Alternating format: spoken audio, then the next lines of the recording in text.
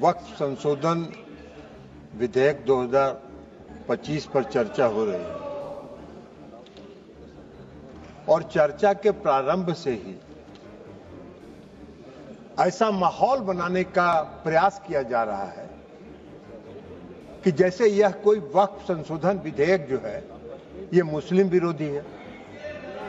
और यह आज से नहीं है, जब यह वक्फ संशोधन विधेयक इस सदन में पेश हुआ था जेपीसी में जाने के पहले, तब से यह नैरेटिव बनाने का प्रयास किया जा रहा है पूरे देश में और पूरे देश का माहौल खराब किया जा रहा है यह बता के कि यह मुसलमान विरोधी है।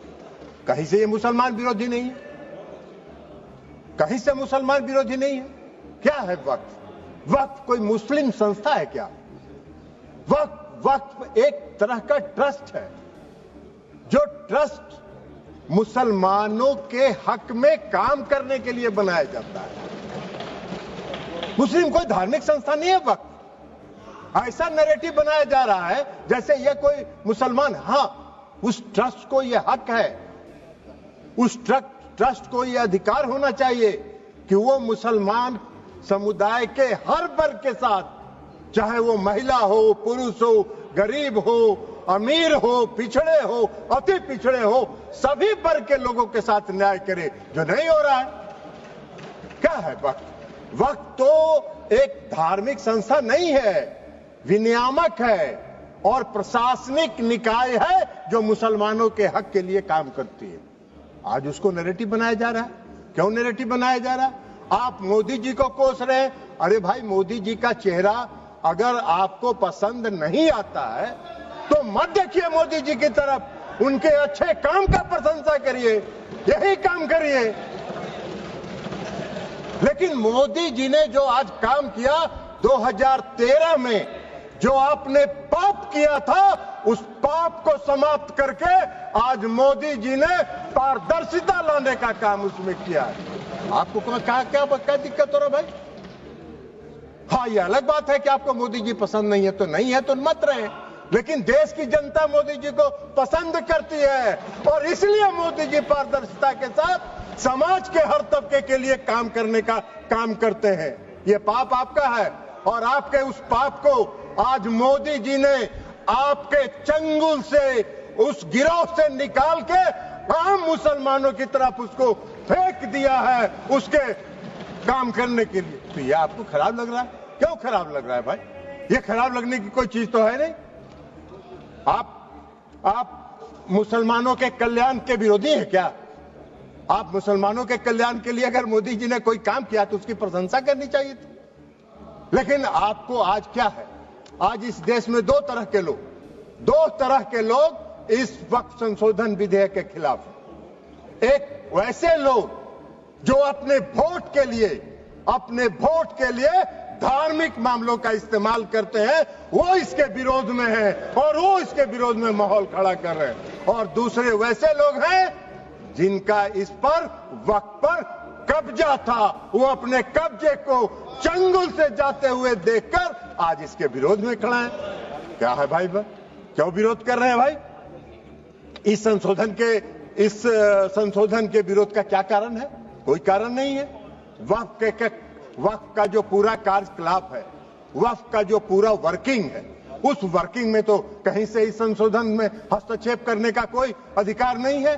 लेकिन अगर वक्फ के कार्यकलाप में हम कोई हस्तक्षेप नहीं कर रहे हैं, लेकिन हम वक्फ का जो आमदनी है वह आमदनी सही मामलों में मुसलमानों के लिए खर्च हो, इस पर नजर रखने के लिए हम इसमें संशोधन लेके आए। आपको क्या दिक्कत नजर आ रहा है इसमें? इसलिए कि आपको लग रहा है कि नजर में तो आप चढ़ जाएंगे, नजर में तो आपके चढ़ जाएंगे, अब आपका वो चलेगा नहीं जो गिरोह आपका कब्जा में था। मुसलमानों के हक में काम होगा, बेहतर प्रबंधन होगा, धन के दुरुपयोग को रोका जा सकेगा और सिर्फ उसके कार्यकलाप पर निगरानी रखने का तंत्र विकसित किया जा रहा है। इसमें आपको कोई विरोध का आधार नहीं है। और ये नैरेटिव अगर आप बना रहे हैं पूरे देश में, तो अपने लाभ के लिए, अपने राजनीतिक लाभ के लिए, अपने वोट के लिए आप इसका इस्तेमाल कर रहे हैं।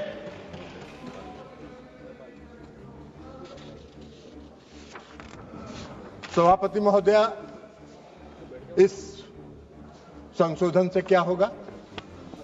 इस संशोधन से सबसे बड़ा फायदा क्या है? आज मुसलमान समुदाय के अंदर, ये नैरेटिव तो आप बना नहीं रहे, मुसलमान समुदाय के अंदर पसमानदा समाज के भी लोग हैं। आप जरा बताइए हमको, पूरे देश भर का उदाहरण देके बताइए कि पसमानदा समाज का वक्त पर कोई है, वक्त में उसका बेचारे का कोई शे है? कितनी बड़ी आबादी है पसमानदा समाज की, उसका कोई शे है? आप पूरे देश में, आपके नेता, कांग्रेस पार्टी के नेता पूरे देश में चिल्ला चिल्ला के कह रहे हैं जातीय गणना कराइए, जनगणना कराइए, तो कराइए, तो मुसलमान के पसमानदा के आप खिलाफ कहां हैं? अगर उनको हक दिया जा रहा है और उनको अधिकार दिया जा रहा है। आपको बता देते हैं, आपको बता देते हैं, आपकी सेकुलरिज्म की एक कांग्रेस पार्टी के एक नेता का कल हम देखे अखबार में एक बयान छपा हुआ है कि जेडीयू सेकुलर पार्टी है, उसको देखना है। अरे जेडीयू को और नीतीश कुमार को आपके सेकुलरिज्म के सर्टिफिकेट की आवश्यकता नहीं है, उसकी आवश्यकता नहीं है। आपको हम एक बात बता देते हैं, सेकुलरिज्म की आपकी परिभाषा है समाज को वोट के लिए बांटो, भावना की राजनीति करो और वोट लेके देश पर राज करो और राज करो। यह आपका सेकुलरिज्म का परिभाषा है। नीतीश कुमार जी का और जेडीयू के सेकुलरिज्म की परिभाषा है कि बिना कोई विवाद किए हुए काम करो, समाज के हर वर्ग के लिए काम करो। आपने तो इस देश में बहुत दिन शासन किया। आपको एक मिनट सुनिए, जयप्रकाश जी आपको बता देते हैं, बिहार में नीतीश कुमार जी 20 साल से बिहार के मुख्यमंत्री हैं। आजादी के बाद से आपने कब तक शासन किया? कांग्रेस पार्टी ने बिहार में कब तक शासन किया? आजादी के बाद से नीतीश कुमार जी ने 20 वर्षों में मुसलमानों के हक में जो काम किया, आजादी के बाद से आज तक नहीं हुआ। क्या हुआ? मुसलमानों के लिए नीतीश कुमार जी ने तालमी मरकज बनाया, हुनर योजना चलाई। भागलपुर दंगा हुआ था, किसके राज में हुआ था? वेणुगोपाल जी आपके राज में हुआ था।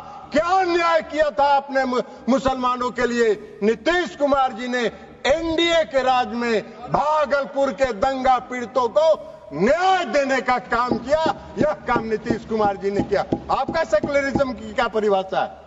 नीतीश कुमार जी ने पूरे बिहार के कब्रिस्तान की घेराबंदी करा दी। आप तो आजादी के बाद से इतना दिन शासन किए, कौन सा काम आपने किया बिहार में और मुसलमानों के हक में, ये बता दीजिए। लेकिन नीतीश कुमार जी वोट के लिए राजनीति नहीं करते हैं और नीतीश कुमार जी ने मुसलमानों के हक में बिहार में जितना काम किया, भारतीय जनता पार्टी उसकी भागीदार रही। भारतीय जनता पार्टी के समर्थन से ये काम हुआ। आप कहां खड़े हैं जयप्रकाश जी? ऐसे ही चिल्पो करते रहिए, कुछ होना जानी नहीं है।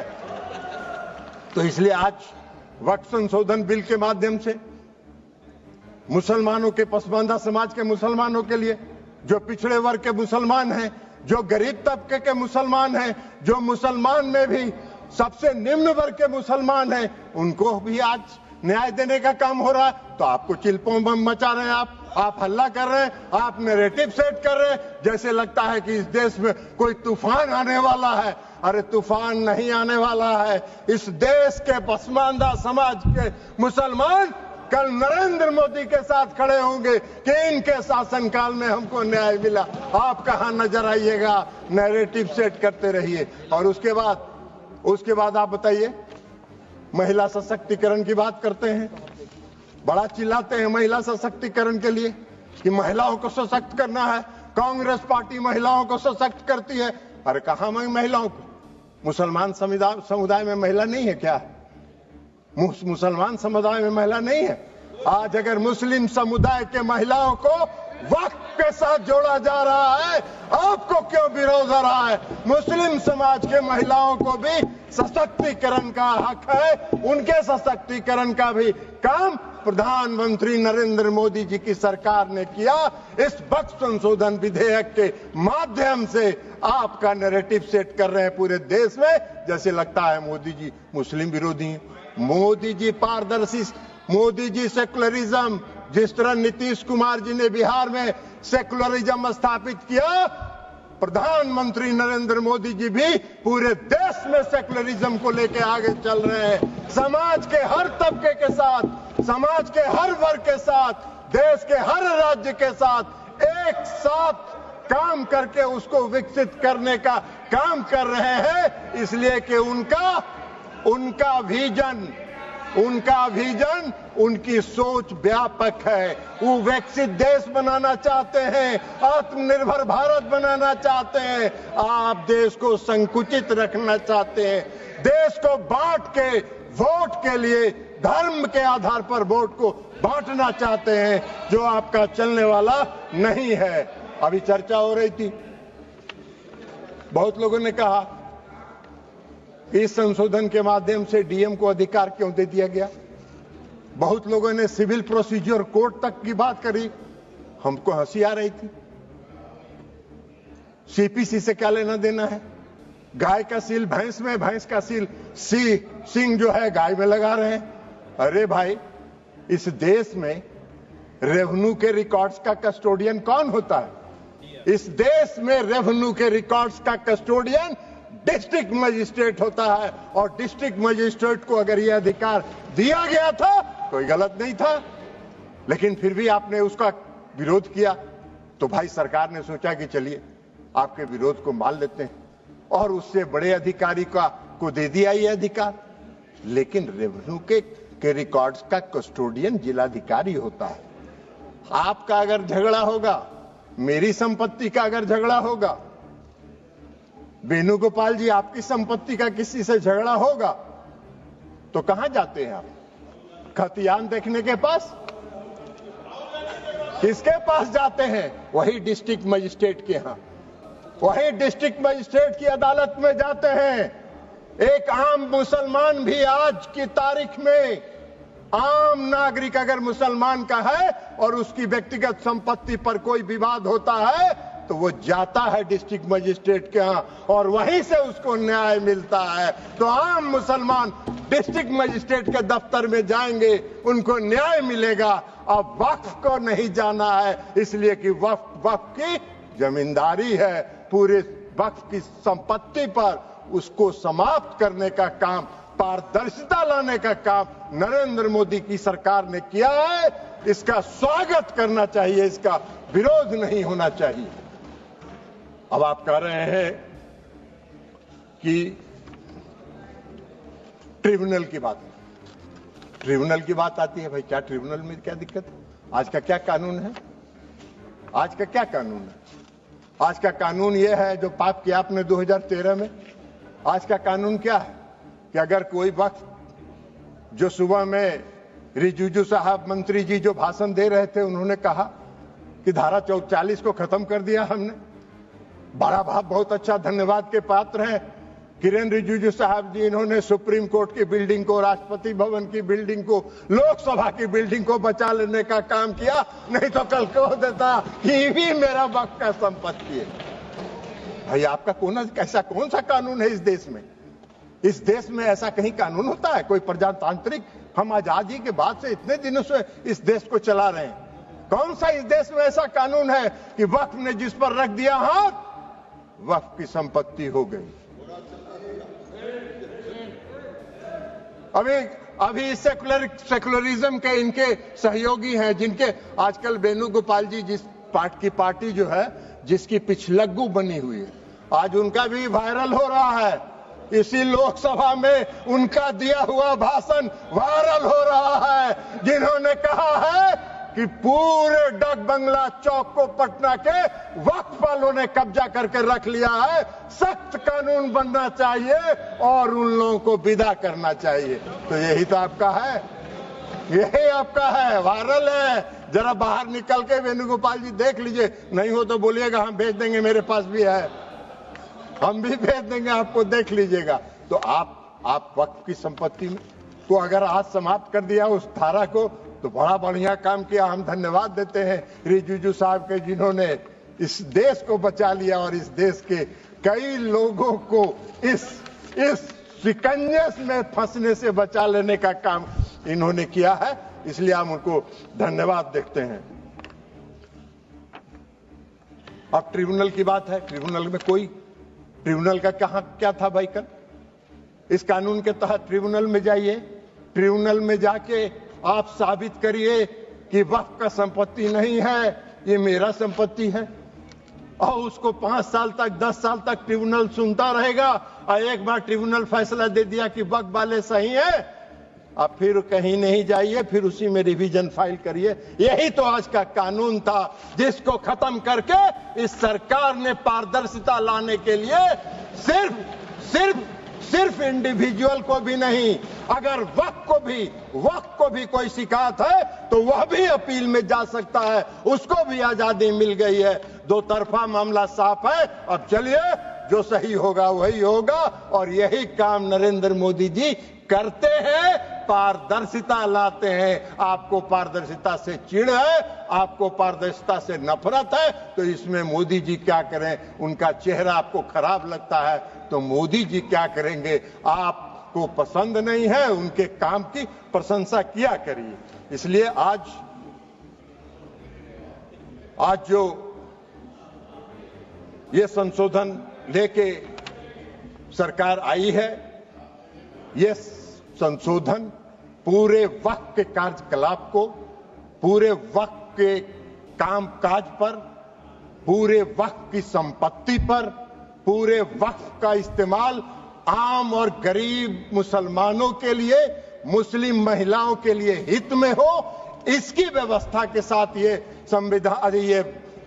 संशोधन विधेयक आया है।